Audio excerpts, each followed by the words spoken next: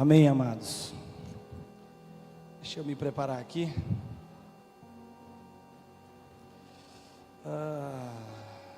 Glória a Deus. Mais uma vez eu digo, é uma honra estar aqui com vocês, louvando a Deus, adorando ao Senhor. Primeira vez que nós viemos em Presidente, né? E Presidente Dutra, e tem sido assim uma grata satisfação e uma alegria conhecer vocês, tá? E hoje eu queria que você diretamente, antes de nós começarmos qualquer coisa, eu queria que você abrisse sua Bíblia em Romanos, capítulo 8, versículo 28, tá bom?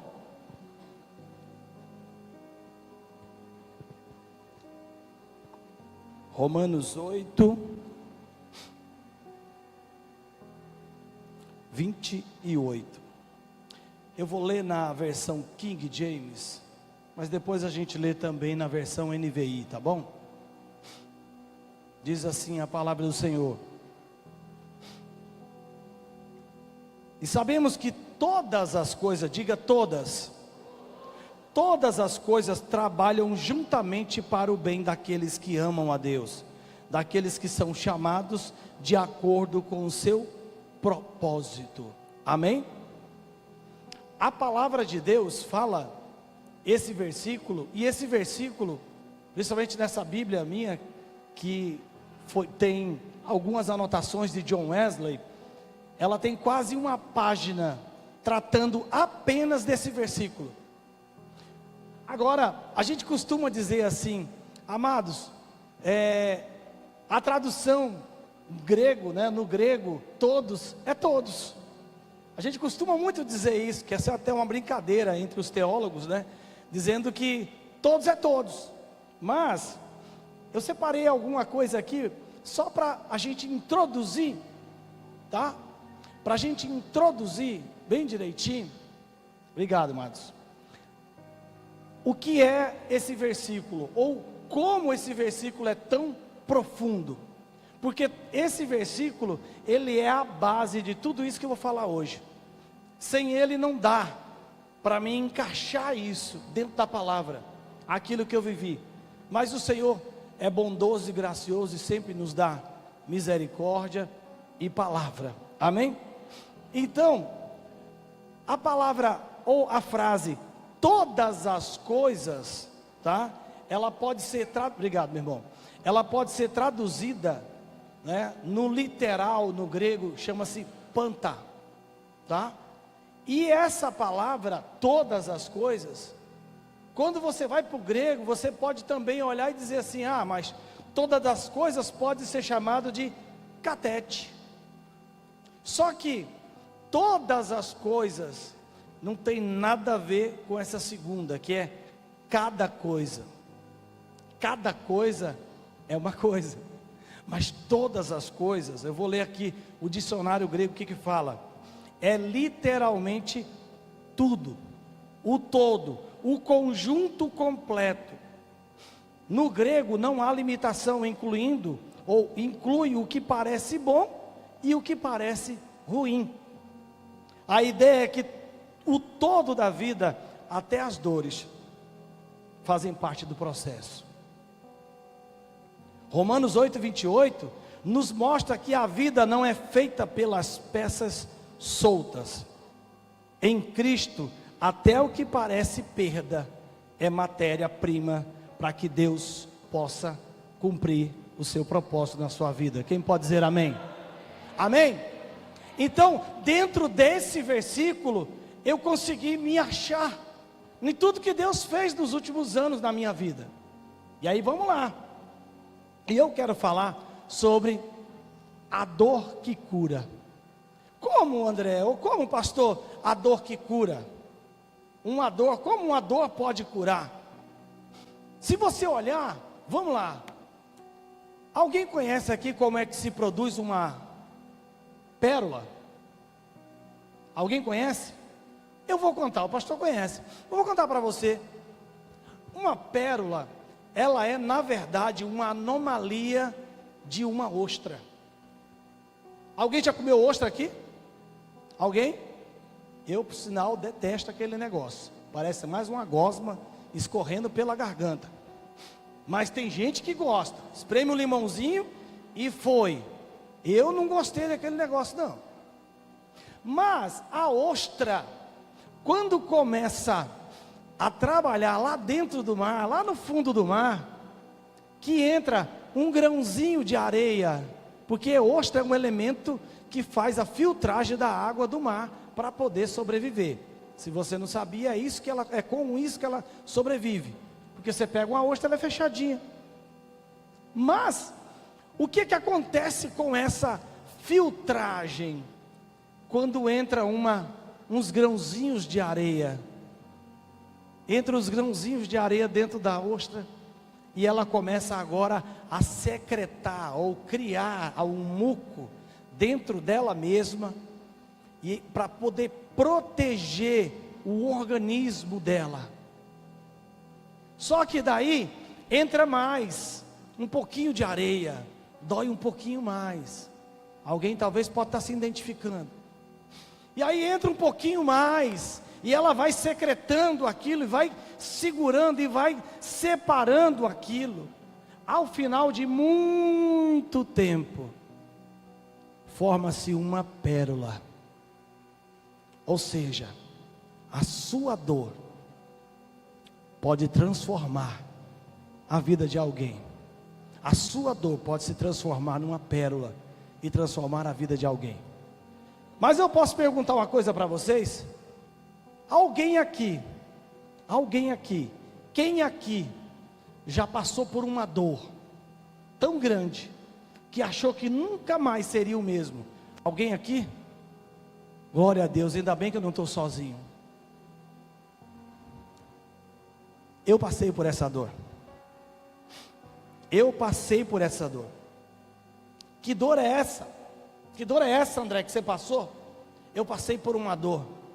Mas uma dor que nem eu mesmo sabia que tinha. Estava dentro de mim há muitos anos. Mas para mim, ela não existia. Para mim estava tudo bem. Quando perguntavam para mim: e aí, André, está tudo bem? Não, está tudo bem. Pastor vinha para o discipulado, ia para o discipulado. Está tudo bem? Não, está tudo bem. Está tudo certo, está tudo certo. Ou estamos crescendo, estamos fazendo isso, fazendo aquilo e tal. Mas alguma coisa não funcionava na minha vida. Porque eu já, por mais de 15 anos de evangelho, e toda hora era uma falência. Eu venho de uma família de empreendedores, de comerciantes, e toda hora era uma falência. Eu parei na contagem, eu parei na 11ª falência. Eu não lembro mais se tenho mais, eu não lembro. Mas eu parei na 11ª.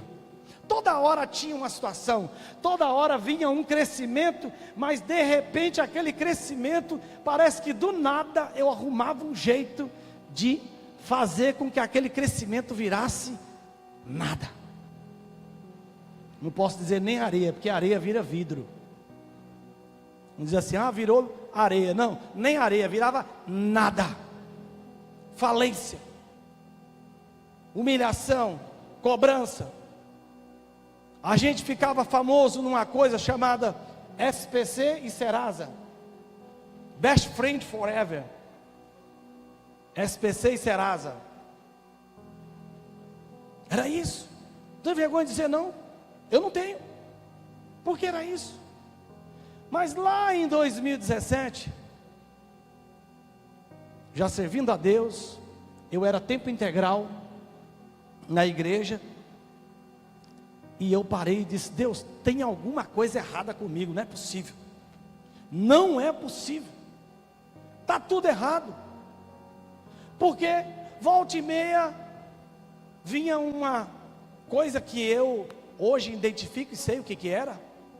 Vi uma coisa chamada de ansiedade, crise de ansiedade. E aí, mas eu dizia: não, eu não sou maluco, eu não sou doido, eu sou só um crente atribulado, eu sou só um crente que o diabo persegue, como se o diabo só perseguisse a mim. Só tinha eu para perseguir na vida. Todo mundo, mais ninguém, estava todo mundo de bem, era só eu sendo perseguido em toda a face da terra. Bonito, né? Esse era o André.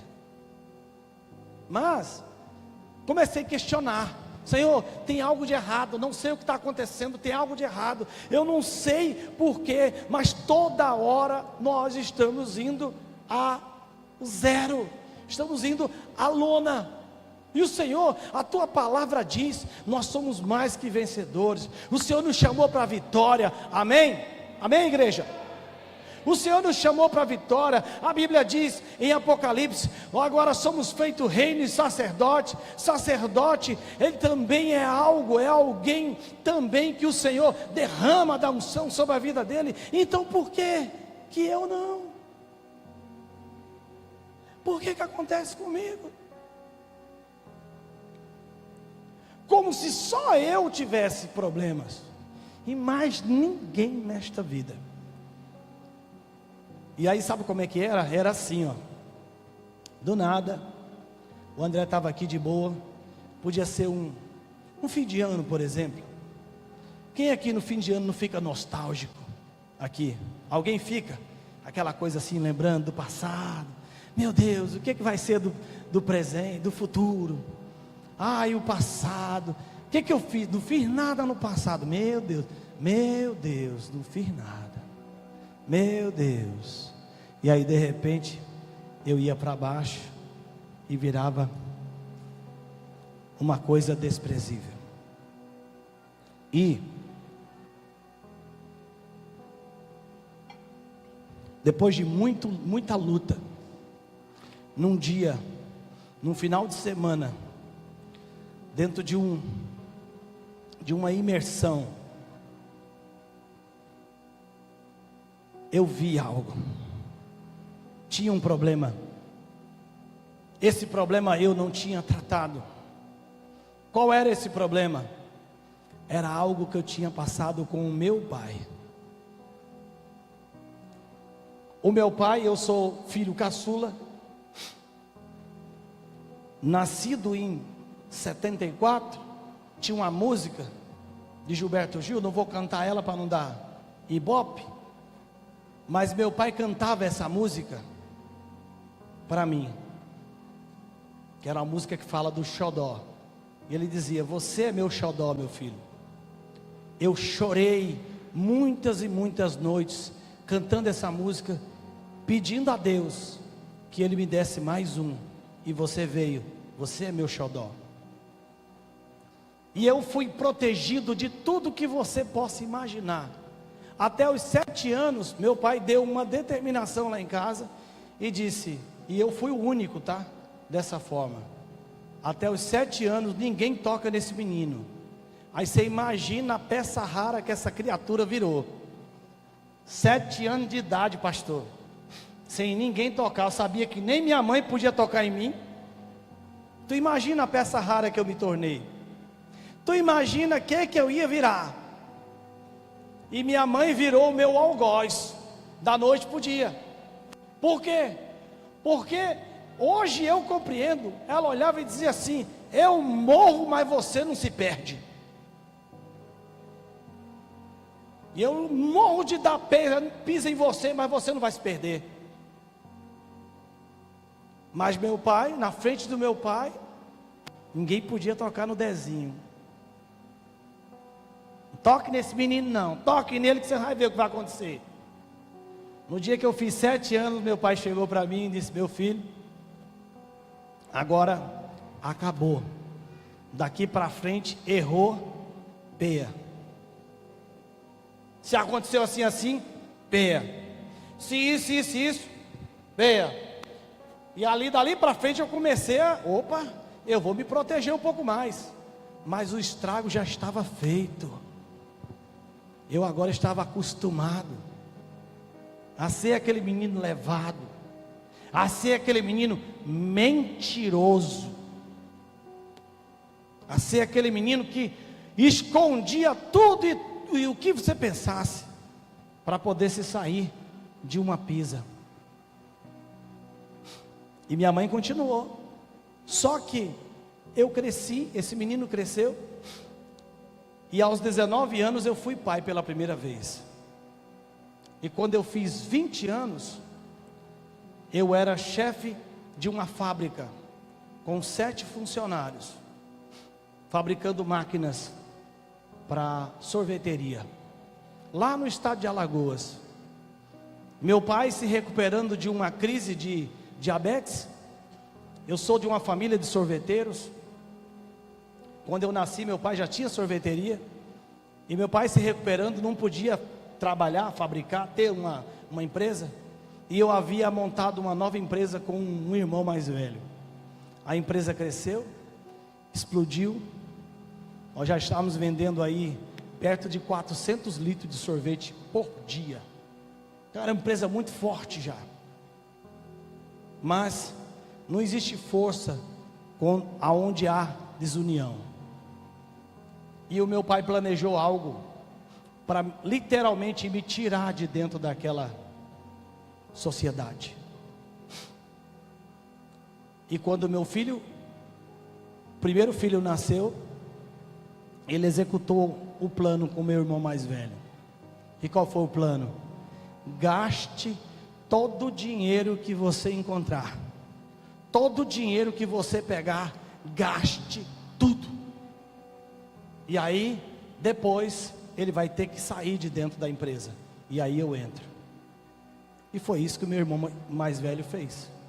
Gastou todo o dinheiro que podia gastar em 2 meses. E em 2 meses nós estávamos falidos. E em 2 meses a gente estava brigando. E muito. E numa noite, tive uma discussão com meu irmão. E nós apartamos a sociedade naquela noite. No outro dia, a gente estava para poder pegar as coisas que tínhamos dividido, de um para o outro, uma máquina para um, uma máquina para outro, um freezer para um freezer para outro, um liquidificador, aquela coisa de divisão. Meu pai entra na fábrica onde eu trabalhava, com um monte de papel assim na mão, e chegou para o meu patrão, que era um dos meus irmãos, e disse: olha, está aqui as contas desse teu funcionário aí, ó, que bagunçou a vida daquela empresa lá. Então, ó, vê se paga essas contas, que eu preciso disso aqui tudo resolvido agora. E aí meu patrão não tinha o que fazer, porque era filho também. Ele olhou para mim e disse: o que eu faço? Eu disse: vai. Meu irmão paga todas as contas, 2 meses de contas, cheque voltado, energia, água, leite para pagar, açúcar, o que você pensar de dívida. Paguei tudo naquele dia. Quando ele recebeu tudo, saiu do escritório, e eu estava na fábrica, liderando os rapazes. Aí eles: vem cá você agora, quero falar umas coisas para você. Você não é um filho não. A partir de hoje você não é meu filho.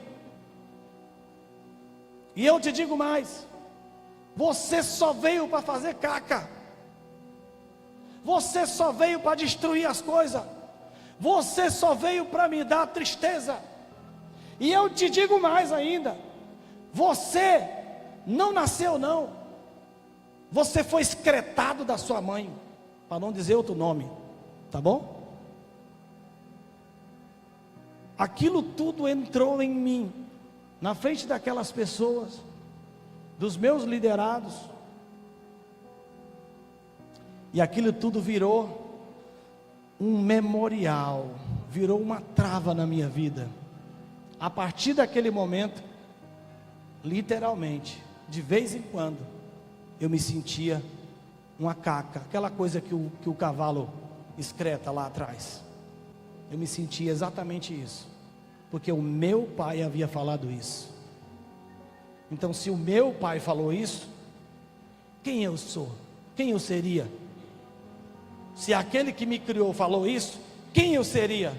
Só que o interessante, para depois a gente entrar de novo na palavra, é que aquilo tudo aconteceu, e da noite para o dia, toda a minha história com meu pai, aquele pai que me colocava no colo aos 5 anos para comer. Eu vi ontem a pastora pegando a netinha e dizendo: olha, botou no colo e disse: olha, vamos comer e vamos ver quem termina primeiro. Lembrei do meu pai fazia isso quase todos os dias. Eu com 5, 6 anos, ele fazia isso, era frequente. E era frequente ele sentar comigo, conversar, cuidar, brincar, um pai normal. Mas tudo isso eu esqueci. Tudo isso foi embora aos 20 anos. Amados, eu tenho 50. Vou fazer 51 em novembro. E você olha e diz assim: e até quando que você ficou com isso? 2017 eu comecei a buscar, e lá em 2020 para 21 eu entendi que isso era a trava da minha vida. Isso era a trava da minha vida. Era essa situação com meu pai. Só que tinha um problema. Meu pai havia morrido em 2001. Como é que ia acertar as contas com ele? Como é que ia resolver com ele? Eu tinha ido embora. E ele foi para Jesus. Amém? Ele aceitou a Jesus. Esse é um outro capítulo, não posso falar agora. Mas eu fui atrás de como resolver isso, essa equação. E eu descobri que a imagem, a memória do meu pai estava aqui, como está agora aqui. Porque teu cérebro não consegue diferenciar imaginação de realidade. Se você fechar os olhos agora e eu começar a falar de limão, a maioria de vocês vai salivar. Sabe por quê? Porque você não consegue identificar, o seu cérebro não identifica. E essa imagem está aqui, estava aqui, só que ela estava corrompida. E através desse corrompimento da imagem do meu pai, era que em alguns momentos eu crescia,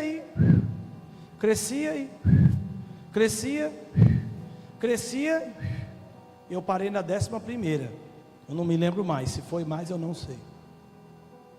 Voltando aqui, eu quero falar para vocês as 5 fases da dor. Porque a dor cura, a dor liberta, a dor restaura, a dor verifica, a dor mostra para a gente aonde está errado. As 5 fases da dor. Vamos lá. A dor que revela onde estamos doentes. Se uma criança tem febre, a gente sabe que tem algum problema com ela.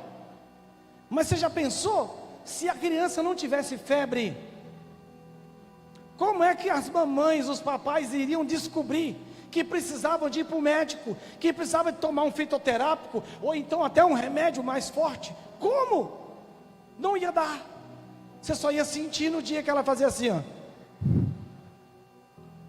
Ah, meu filho morreu. Seria assim, se não tivesse a febre. Então, mamães, quando você vê uma febre, você diz: glória a Deus que ela teve febre, porque agora eu sei, eu posso levar para o médico, eu posso fazer alguma coisa. Amém? Então a dor, ela revela. Então vamos lá, Gênesis 37, versículo 50.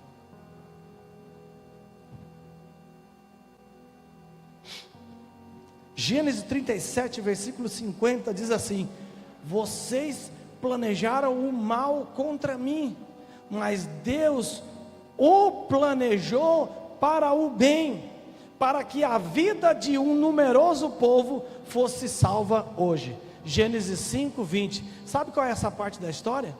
Depois você pode ler até o livro de Gênesis inteiro, tá bom? Mas essa parte da história é José diante dos seus irmãos, na hora do quente.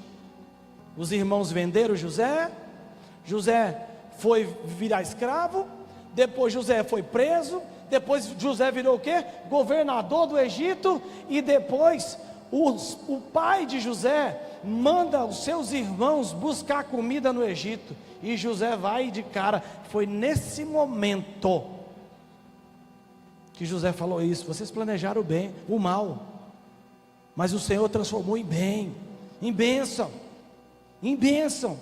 Por quê?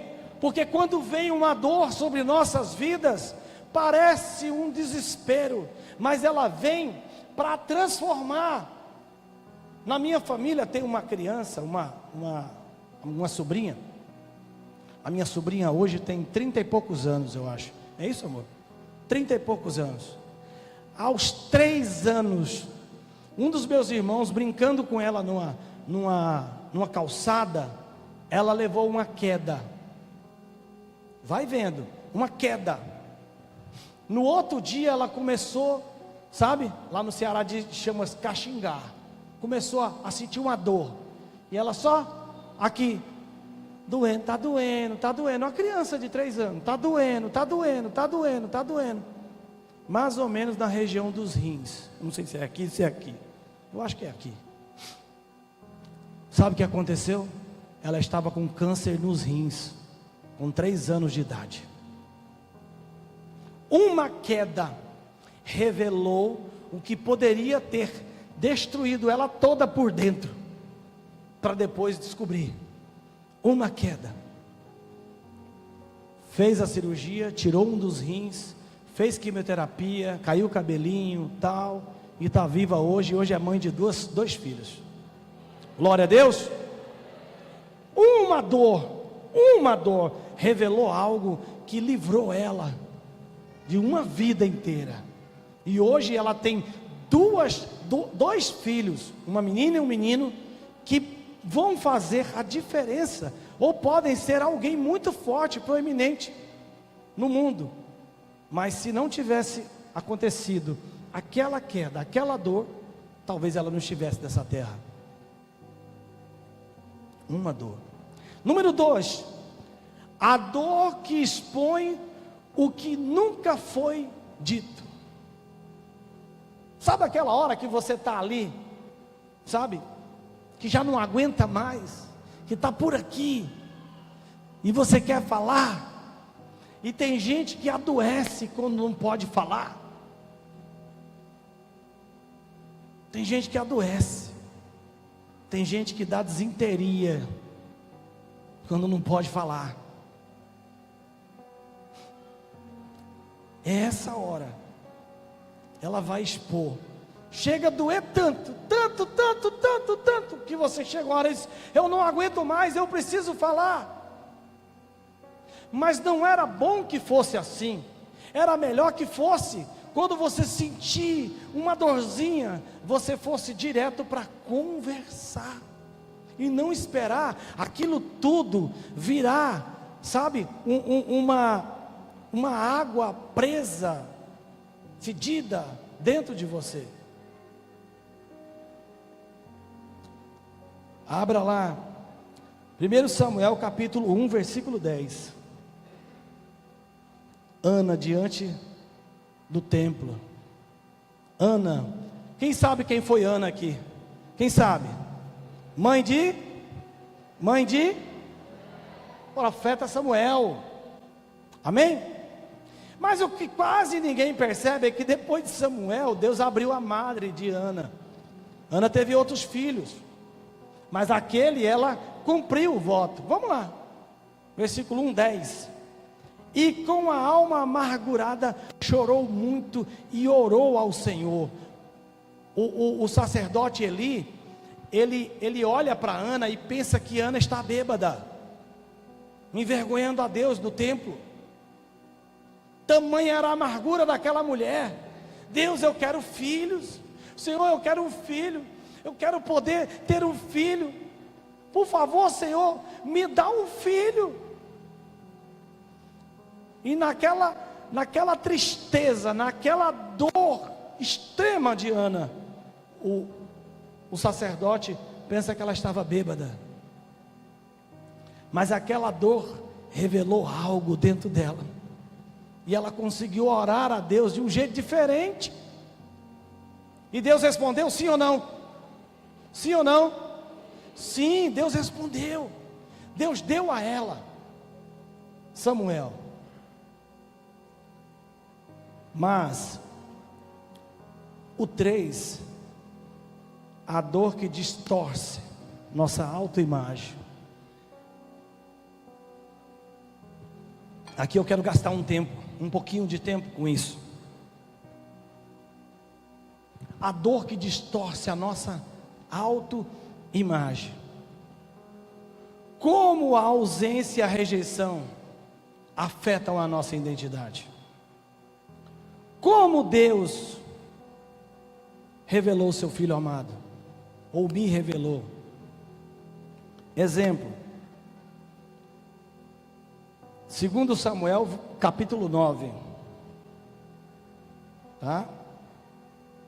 9:7, 2 Samuel 9:7, é a história de um tal Mefibosete, já foi até cantado, diz assim, ó: não tenha medo, disse-lhe Davi, pois é certo que eu o tratarei com bondade por causa de Jonatas, o seu pai.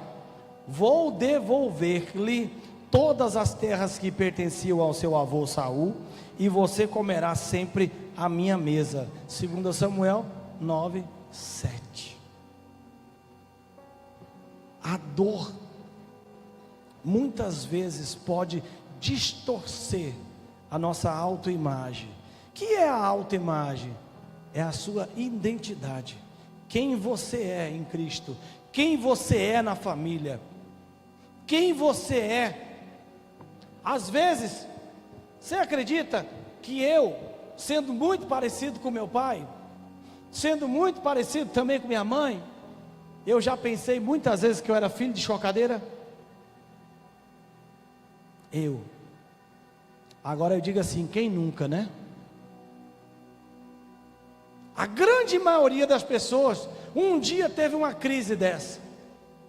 Só que essa autoimagem é distorcida através da dor que passamos, através da dor que temos. Porque muitas vezes no meio da nossa família podemos ter um irmão ou uma irmã que é mais beneficiado. Alguém já viu isso? Aquele irmãozinho que a mãe protege, que parece que a comida é só para ele, que o melhor pedaço é dele. Eu acho que só acontecia isso lá em casa, né? E aí você começa a olhar e dizer, será que eu sou um filho de chocadeira? Será que me botaram na porta? E eu acho que é por isso que ela não gosta de mim. É por isso que ele nem se preocupa muito comigo, porque eu sou desse jeito. Só que você sabia que essa crise você leva para a sua fase adulta. Na sua fase adulta, você está lá, meu Deus, se eu acho que eu nem sou filho de minha mãe, eu lá presto para ser casado? Eu tão pouco presto para ser amado, amada? Que história? Não posso. É isso que muitas vezes passa dentro de nós. Isso que passava muitas vezes dentro de mim. E eu casado, na primeira vez que eu me casei, eu estava no mundo.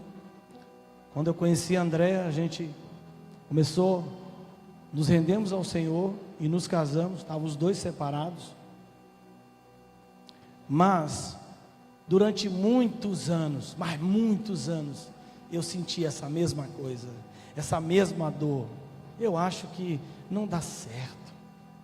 Mas eu tinha uma mulher que me amava, que cuidava de mim, que se importava comigo, que dizia sim para as mais loucas, parece redundância, né? Loucas loucuras, mas é mais ou menos isso, porque é coisa de doido mesmo. E ela dizia assim: vamos fazer isso, vamos amor, vamos fazer, vamos. Mas toda hora eu olhava para isso e dizia: não, não é possível, mulher dessa nem me ama, eu acho que ela está me traindo.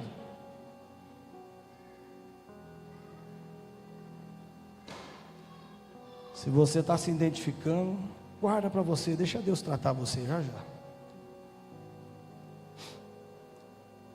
Mas o número 4, a dor que nos obriga a escolher, vítima ou protagonista. Quem você é hoje? Qual é a sua imagem hoje? Você agora tem uma autoimagem restaurada? Amém, maravilha. Mas será que você ainda se trata como vítima? Ou como um protagonista da sua vida? Eu me tratei como vítima até 5 anos atrás. Tudo era culpa de alguém, menos do André. Com isso, né? Aquilo que eu falei de manhã se conecta. Orgulhoso, soberbo, não erro, sei de tudo, conheço tudo. E tudo era culpa de alguém. Podia ser até da barata, mas minha não era. Não tinha jeito de fazer alguma coisa acontecer que não fosse a culpa de alguém, menos minha. Eu tinha que arrumar um jeito de colocar alguém como culpado. E quem você é hoje? Vítima ou protagonista? Porque, amados, quando você escolhe, você tem uma vida, cada um tem uma história aqui.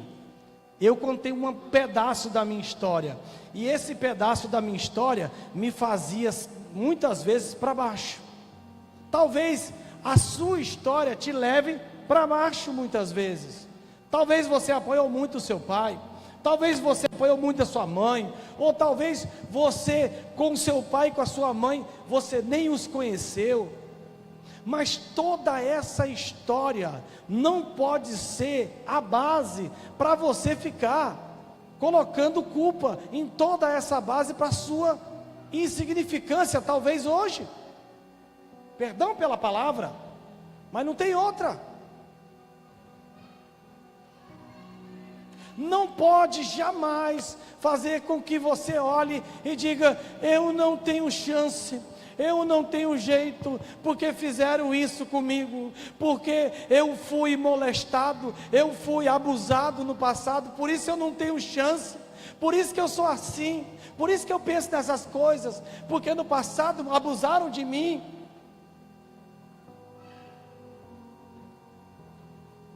Você não pode deixar o teu passado conduzir o teu presente e o seu futuro. Olha para o seu lado. Olha para o seu lado agora, por favor. Olha para o seu lado. Olha quantas pessoas maravilhosas Deus colocou perto de você. Por favor. Olha quantas pessoas Deus colocou ao seu lado agora.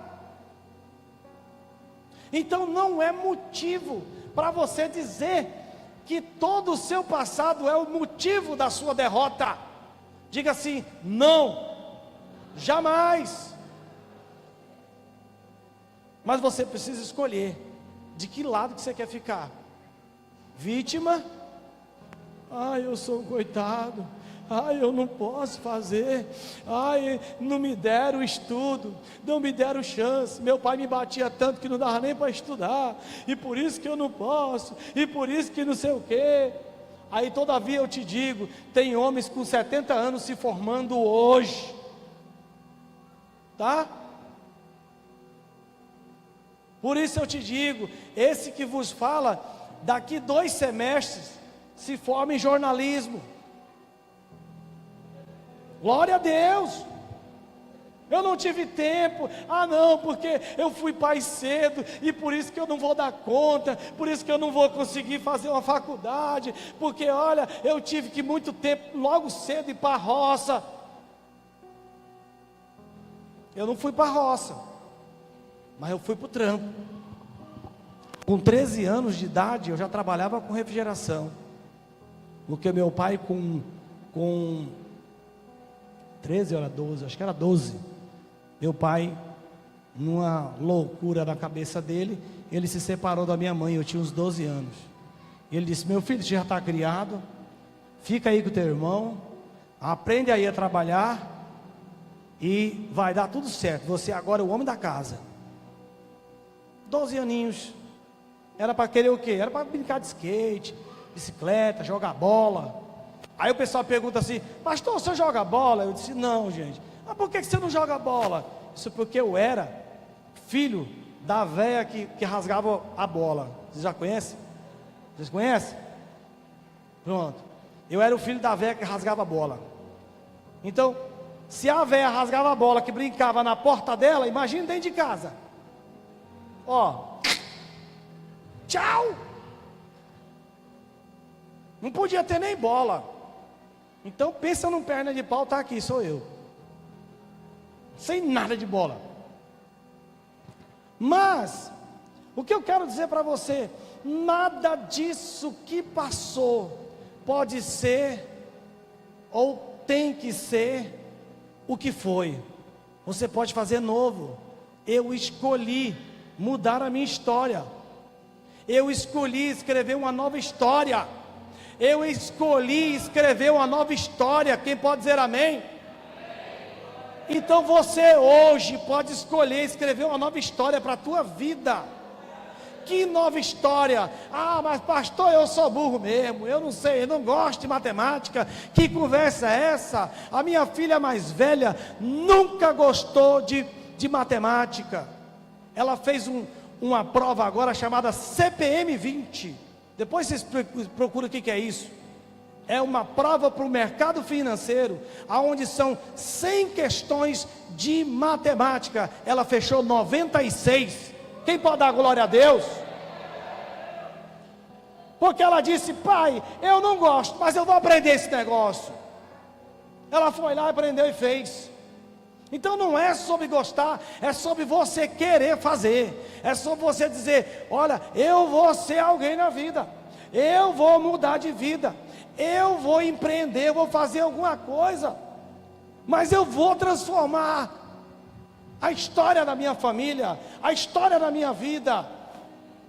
Só depende de você. Amados, em 2020, eu posso contar isso para você.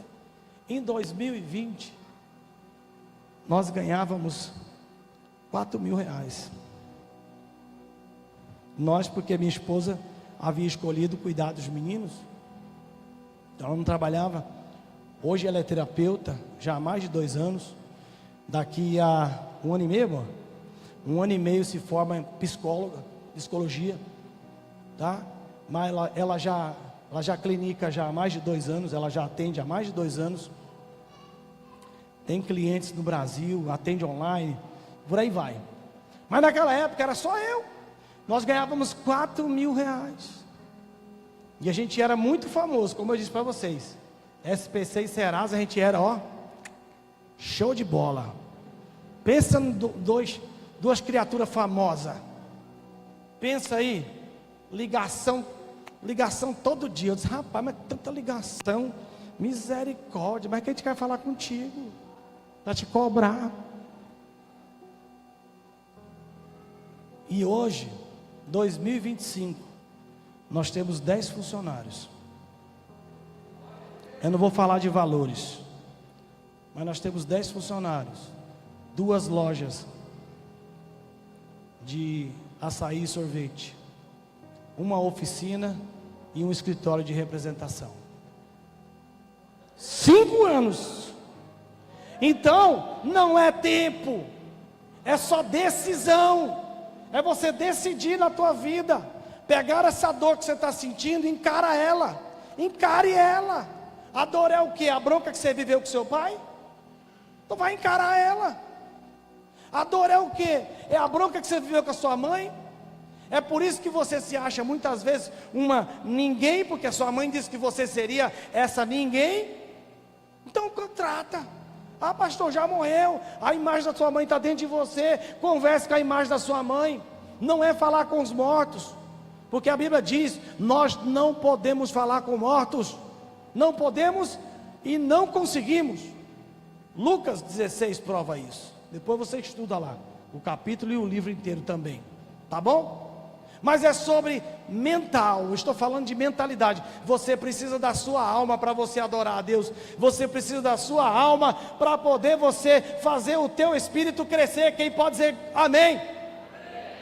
Então, não tem jeito. Se tu deixa a tua alma destruída, seu espírito não cresce. E você nasceu de novo. Quem nasceu de novo, dá um glória a Deus. Você nasceu de novo, mas você precisa da sua alma, até porque se a tua alma estiver bagunçada, vão chamar você de quê? Me ajudem aí, por favor. Por favor? Louco. É louco mesmo. É doido, como diz o alagoano, doido. Certo? Não tem outro jeito. Então você precisa da sua mente consertada para que você possa fazer, muito obrigado, meu irmão, para que você possa fazer o teu espírito crescer. Amém? Então só tem um jeito. Você vai ter que encarar essa bronca. Você vai ter que chupar essa manga. Você vai ter que encarar esse angu grosso. Você vai ter que encarar essa sopa de pedra. Bota para cima e vamos resolver essa história. Mas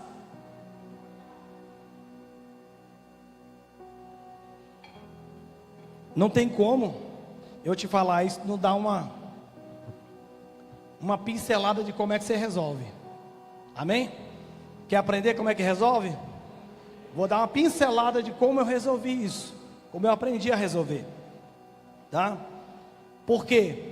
O último ponto, a dor como caminho de cura interior. Lá em 1 Pedro capítulo 1, versículo 7 diz assim: assim acontece para que a fé de vocês, muito mais valiosa do que o ouro que perece, ao ser provado pelo fogo, seja provada e resulte em louvor, glória, honra, quando Jesus Cristo for revelado. Glória a Deus. Então, a dor, ela é um caminho para nós curarmos o nosso interior, a cura interior, mas precisa de ser provado. Precisa de ser provado. Jesus, o que Jesus fez na cruz, gente? Antes da cruz, vamos lá, antes da cruz, Jesus no Getsemane chega para o Senhor e diz: Senhor, se possível, passa de mim esse cálice, mas contudo, faça a tua vontade.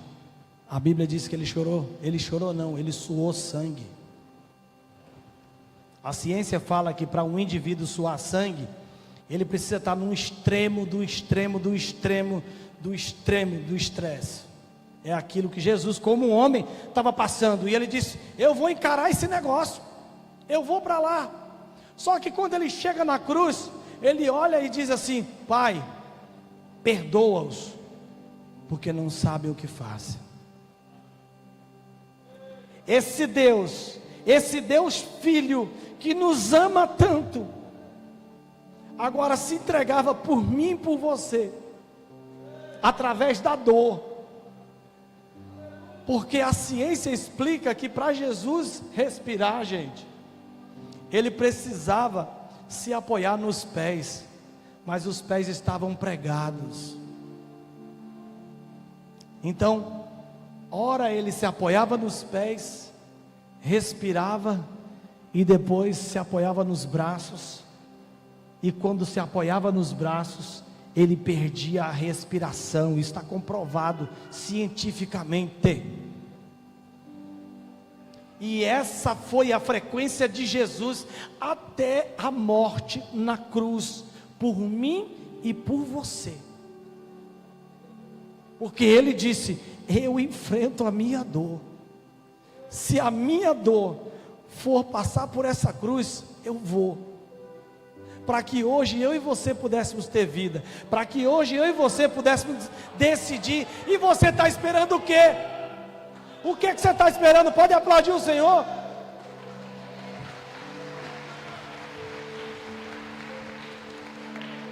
O que você está esperando? Esse Deus tão precioso fez tudo isso Mas é preciso que você esteja organizado, porque nós somos feito, né? Corpo, alma e espírito. E o apóstolo Paulo diz, ele retifica e inverte. Agora você tem que ser conhecido como espírito, alma e corpo. Ou seja, na ordem dos fatores, né?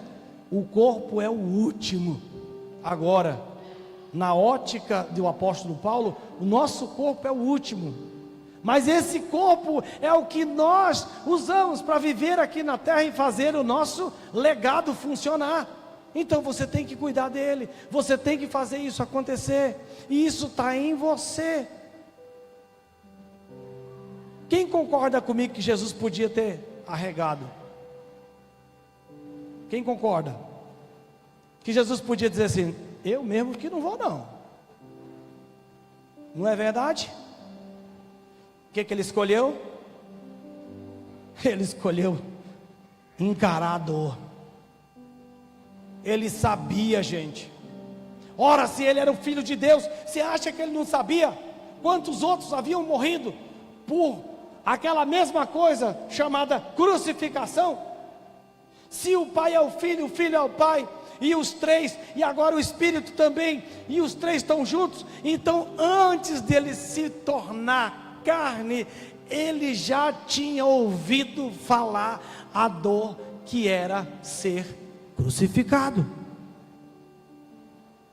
Então ele sabia exatamente o que ele ia passar, ele sabia exatamente a dor que ele ia sentir. Mas porque ele nos ama tanto, ele disse: eu passo. Qual é a dor que você precisa enfrentar hoje? Qual é a dor que você precisa enfrentar hoje? Responda para você mesmo. A dor não é o fim da história. Deus transforma a dor em missão, lágrima em semente e ferida em ministério. Quem pode dar um glória a Deus? Pode olhar para a história de todo grande servo de Deus, e você vai olhar que ele tem uma ferida lá, que foi transformada, e hoje é o ministério dele. Hoje ele cuida. Tem mulheres que foram abusadas, e hoje cuidam de mulheres que foram abusadas. Tem mulheres que passaram a vida na depressão, e hoje curadas em Cristo Jesus, trabalham com mulheres que estão na depressão, depressão pós-parto e tantas outras depressões. Tem homens que foram humilhados pelos seus pais, e hoje trabalham homens que não sabem nem quem são, para serem transformados em homens de verdade, para serem transformados em homens que vão deixar um legado aqui na terra. É assim que Deus faz. Eu vou te entregar um método de 5 passos, bem rapidinho, para não passar batido. Método de 5 passos para você resolver dores emocionais, tá bom? Isso aqui que eu estou falando não vale para dores musculares ou outras coisas, outras doenças. Eu estou falando de alma, estou falando de mente. Só que, inevitavelmente, toda dor na mente, na alma, ela reflete no corpo. Às vezes reflete com um probleminha de coluna. Às vezes reflete numa rouquidão que você não sabe quem é que está, da onde é que vem essa rouquidão. Às vezes reflete num refluxo,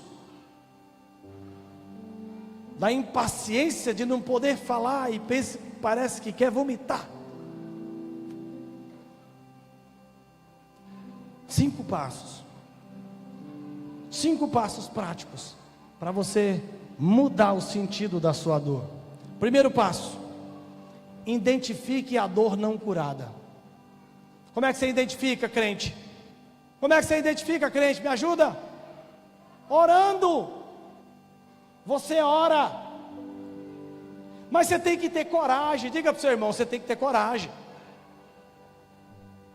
Tem que ter coragem para orar. Porque orar, oh meu Deus, me dá um carro, Senhor, me prospera, Senhor, me dá um filho, Paizinho Santo, eu quero tanto netinho, isso é moleza. Agora eu quero ver quando você colocar o joelho no chão e dizer: Senhor, me revela essa dor que eu tenho, que eu não sei de onde vem e como vai, e toda hora ela chega, por favor.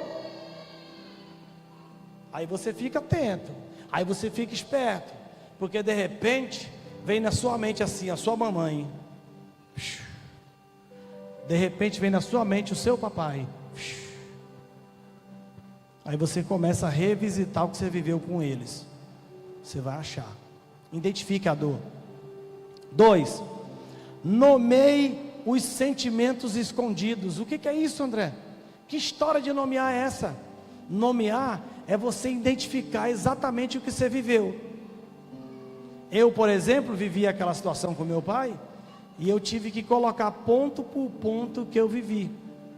Mas todas as vezes que eu contava essa história que eu contei para vocês, eu chorava. E não chorava pouco não, chorava muito.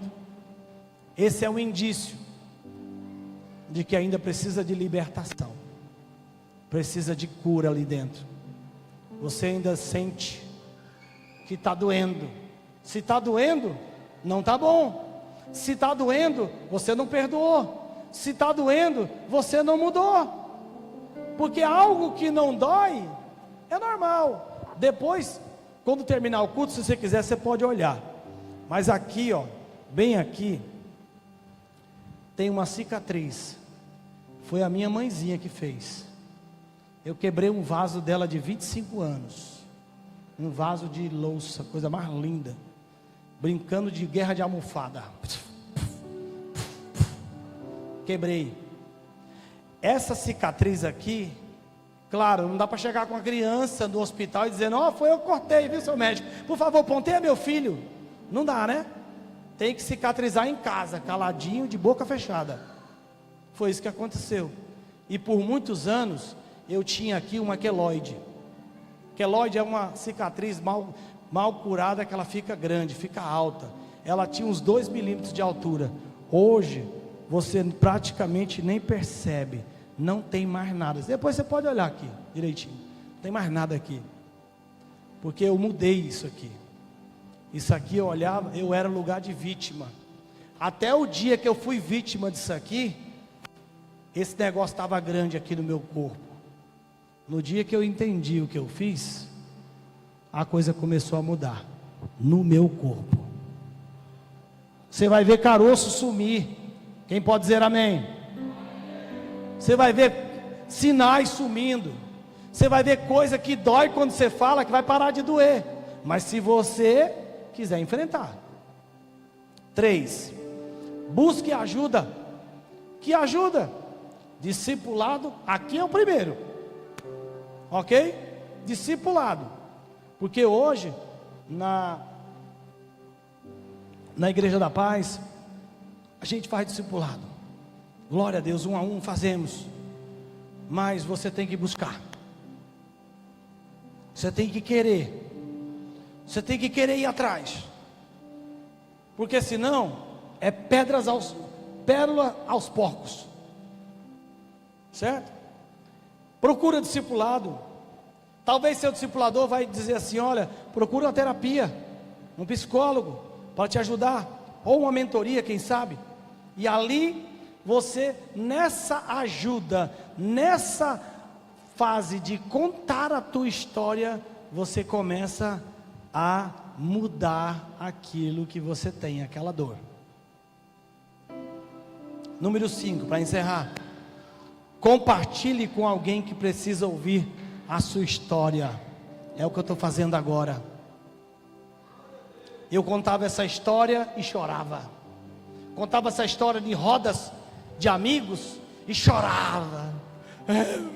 Meu pai me chamou de caca. O meu pai me acabou. E é por isso que eu sou isso aqui. Sempre. Não era, amor? Sempre. Contando e chorando, contando e chorando, contando e chorando. Hoje eu não choro mais. Porque eu estou livre. eu estou livre. Então, esses 5 passos é o convite que eu te faço para agir hoje. Talvez você ainda chore por aquilo que você não recebeu, mas hoje Deus quer te mostrar que a sua dor pode virar ministério. Quem pode dizer amém?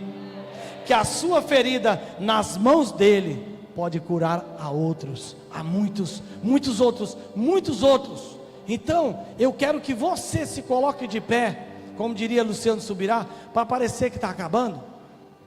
E nós vamos cantar uma canção com o ministério de louvor. E essa canção, eu queria que você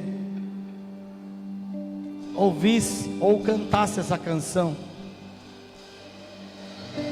declarando para você, declarando para o seu Deus, para o seu Pai, porque saiba de uma coisa: se você não consertar a sua história com o seu pai terreno, ou aquele que representa seu pai, você não consegue se conectar direito com o Senhor, e o Senhor é o justo juiz. Amém? Então vamos cantar esse louvor.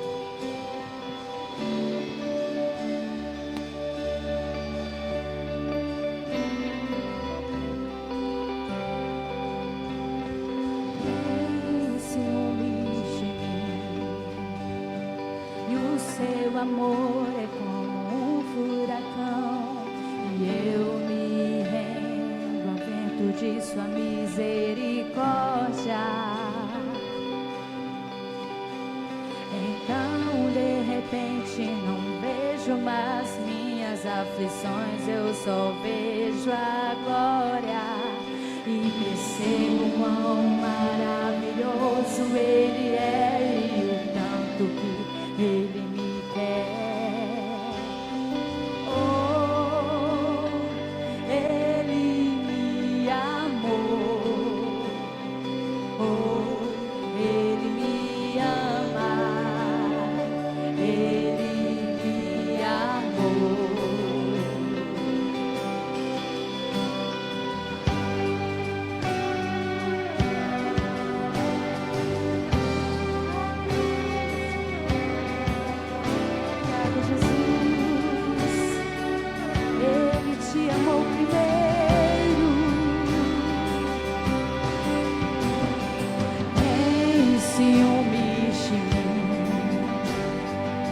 Seu amor é como um furacão, e eu me rendo ao vento de sua misericórdia.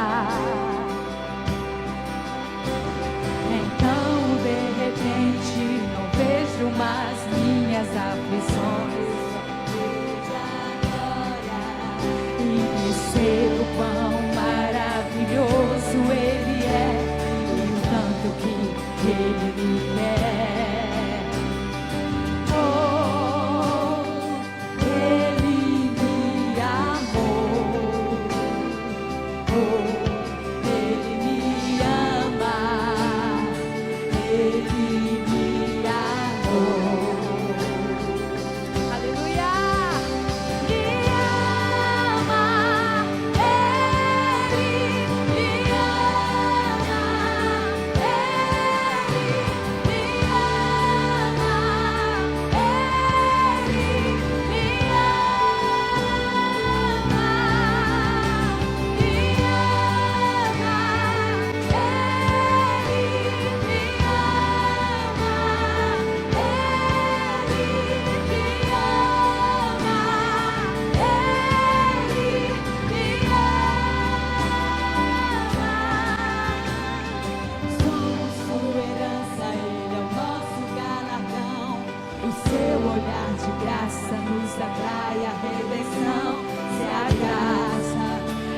Oceano, estamos afogando. O céu se une à terra com um beijo apaixonado. Meu coração dispara e o meu peito acelerado. Não tenho tempo pra sentimentos quando penso que Ele me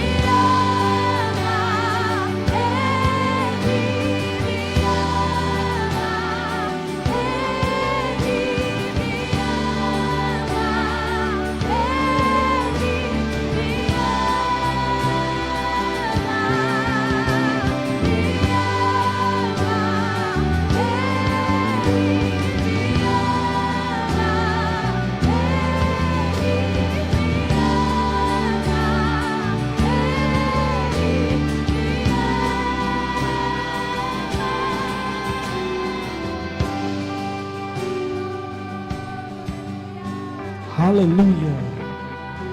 Eu quero que você, ao solo dessa canção, se você tem uma dor, você precisa enfrentar, eu quero te desafiar. Não quero saber o que é.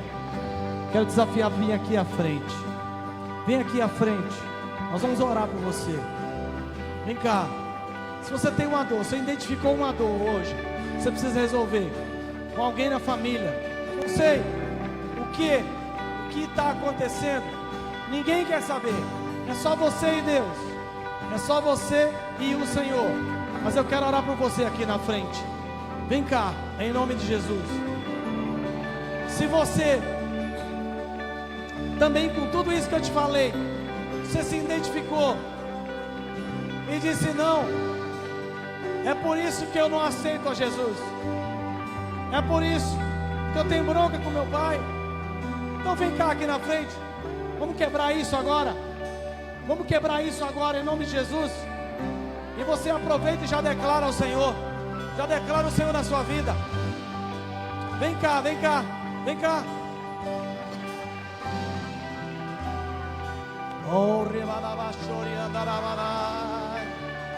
Ele me ama, Ele me ama. Aleluia.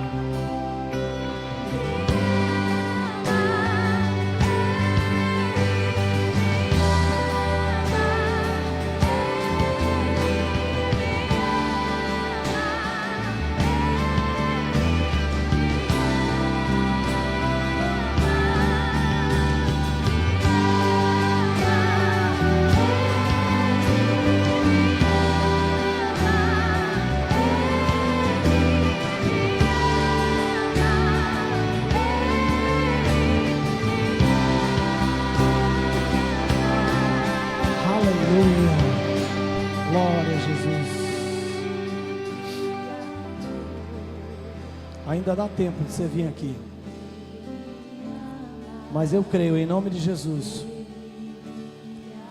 que muitos nessa semana vão identificar dores.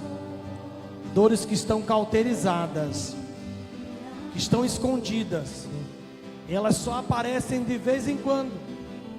Mas muitos vão identificar dores. E essas dores vão ser o destrave, o destravar de várias áreas de sua vida, assim como foi com a minha. Eu profetizo isso na sua vida.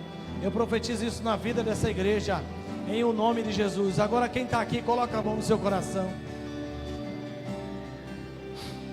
Ó Pai, aqui na frente, Senhor, há vidas que tem dores a resolver, Senhor, assim como um dia o Senhor me mostrou. Eu quero te pedir, Senhor,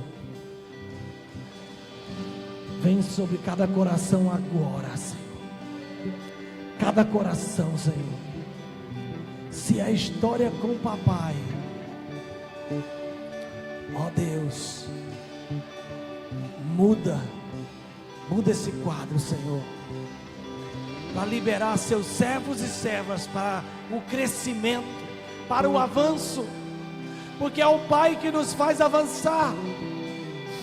Então, Pai, em nome de Jesus, que a comunhão que esse teu povo procura, Pai, apenas do Espírito Santo, que representa a mãe, eles possam encontrar no Senhor esse justo juiz, esse Deus todo-poderoso que nos ama tanto, que entregou o seu Filho. Pai, que elas possam, Senhor, encontrar este amor de Pai, esse acolhimento de Pai, Senhor, em o nome santo de Jesus. Que haja a transformação, Senhor. Se for mamãe, Pai, se for um problema com a mãe, Pai, que em nome de Jesus, isso nunca mais se reflita na vida dos teus servos e servas, nunca mais, Pai, em o nome de Jesus. Se esse problema estiver, ó Deus, sendo refletido no corpo. Eu quebro agora. Eu quebro agora. Ó Deus, em nome de Jesus, cura o útero agora, Espírito Santo. Abra, Senhor, definitivamente, Pai. Definitivamente abra a madre, Senhor. Porque agora tuas filhas entendem: ser mãe é bom, ser mãe é bom, ser mãe é honra, ser mãe é bênção, ser mãe é a melhor coisa desta terra. Então, Pai, que nesses ventres, ó Deus, haja, Senhor, homens e mulheres que vão ganhar multidões nessa terra. Ó Deus, que haja homens e mulheres, ó Deus, que vão transformar a história deste estado, dessa cidade, dessa nação, Senhor, em nome de Jesus. Ó Deus, eu quebro todas as amarras, Senhor. Eu quebro, ó Deus, as amarras da endometriose, em o nome de Jesus, agora, Senhor. Eu quebro todas as raízes de câncer no útero, em o nome de Jesus. Câncer de trompa, caia por terra agora, em o nome de Jesus. E Pai, as tuas servas vão testemunhar do Senhor, no Senhor, o poder do Senhor, porque não é por mim, é pelo Senhor nessa noite. Quem crê, diga amém. A igreja pode glorificar o Senhor? Amém? Glória a Deus. Obrigado, pastor Genilson.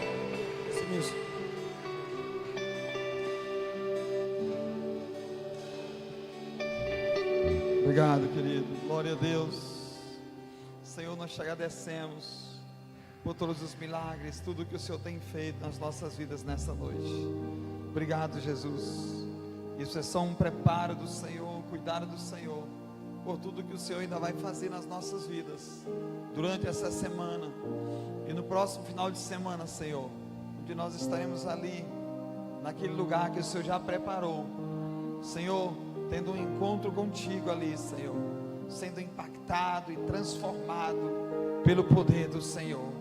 Fortaleça cada um dos teus filhos nessa semana, guarda as nossas mentes, que todo ataque do inimigo caia por terra, e que nenhuma arma forjada contra nós venha prosperar, Senhor. Que todo levante do inimigo, Senhor, seja repreendido em nome de Jesus, e que o teu povo ande em vitória. Que a graça do nosso Senhor Jesus, o amor de Deus e a consolação do Espírito Santo esteja sobre a tua vida. Amém. Glória a Deus. Vamos dar uma salva de palmas. Se você está aqui, não foi para o encontro com Deus, a saída para todos é por aqui. Se você está aqui, não foi para o encontro com Deus,